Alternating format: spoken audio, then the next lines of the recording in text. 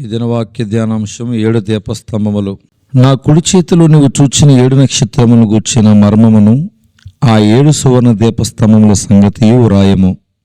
ఆ 7 నక్షత్రములు 7 సంఘములకు దూతలు, ఆ 7 దీపస్తంభములు 7 సంఘములు. ప్రకటన గ్రంథం 1:20.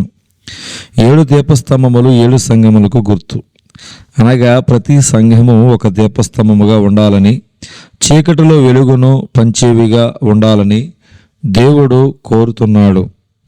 ఆ రోజుల్లో ఉన్న పరిస్థితులు దేవుని రాజ్యానికి, సంఘానికి వ్యతిరేకముగా చోటు చేసుకుంటున్నప్పుడు, ఎక్కడ చూసినా చీకటి కంపుకుంటున్నప్పుడు, చీకటి పెట్టిరేగిపోతున్న సమయంలో వెలుగును పంచవలసిన 7 సంఘాలలో దాదాపుగా 5 సంఘాలు చాలా వరకు ఆరిపోయే స్థితిలో దేవునికి కనిపించాయి.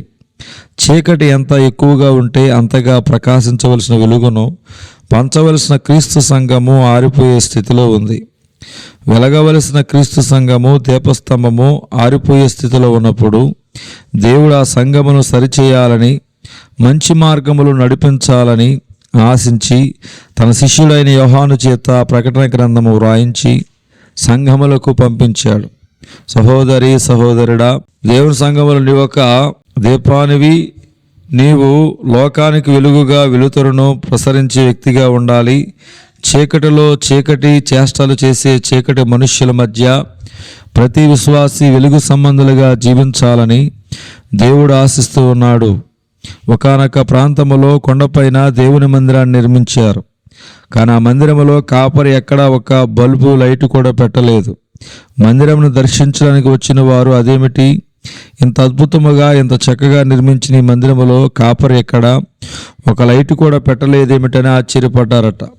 సాయంత్రం అయ్యేసరికి మందిరం అంతా చీకటి అలుముకుంది. ప్రజలు ఈ చీకటి మందిరములో దేవుని ఎలా ఆరాధిస్తారు? దీపము లేని ఈ మందిరం ఒక మందిరమేనా అని చూడడానికి వచ్చిన వారు అనుకుంటున్న సమయంలో మందిరంలోనికి వస్తున్న ప్రతి ఒక్కరూ వారి చేతిలో ఒక్కొక్క దీపాన్ని తీసుకుని వస్తూ కనిపించారు.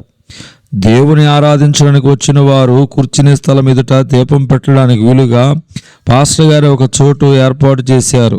వచ్చిన వాళ్ళు చక్కగా వారి వారి స్థలములో దీపం పెట్టగా కొద్ది సమయంలోనే ఆ మందిరం అంతా వెలుగుతో నిండిపోయింది.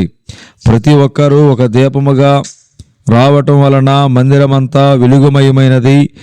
ఎక్కడైనా ఏ మూలైనా చీకటి అలుముకుంది అంటే ఆ స్థలముకు కూర్చోవలసిన వ్యక్తి ఆ రోజు రాలేదు. బహుశా ఆ వ్యక్తి మందిరం వెలుపట ఎక్కడ చీకటిలో జీవిస్తూ ఉండవచ్చు, లేకపోతే ఆ వ్యక్తి వచ్చి మందిరములో వెలుగుతూ ఉండేవాడు కదా. మన ఈ లోకములో వెలుగును పంచే వారంగా ఉండాలి, అంతేగాని చీకటిలో పాపములో కలిసిపోకూడదు.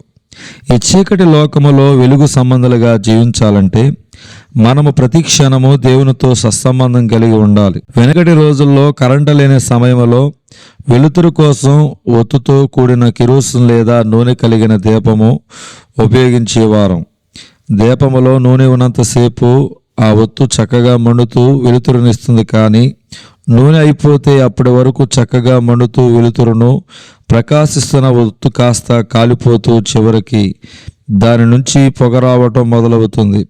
కారణం అది నూనెతో కలిగి ఉన్న కనెక్షన్ కోల్పోయింది. అదేవిధముగా ఈ రోజుల్లో వెలుగును పంచవలసిన అనేక మంది విశ్వాసులు కాలిపోతున్నారు.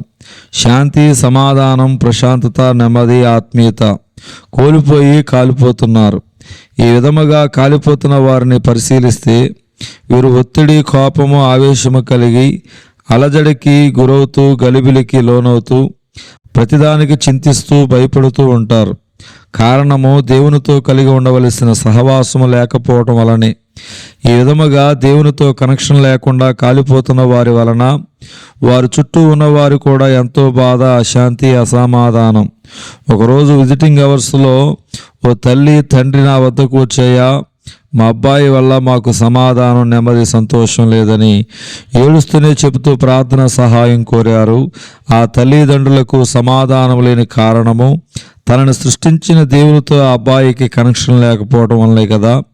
నూనెతో కనెక్షన్ లేని ఒత్తి ఏ విధముగా అయితే పొగను తెప్పిస్తూ చుట్టూ ఉన్నవారికి కన్నీళ్లు తీసుకువస్తుందో, అదేవిధముగా దేవునితో కనెక్షన్ లేని జీవితం చుట్టూ ఉన్న వారికి ఇబ్బందిని, బాధను, వేదనను కలిగిస్తుంది, కన్నీరు తెప్పిస్తుంది. మరి నీ సంగతి ఏమిటి?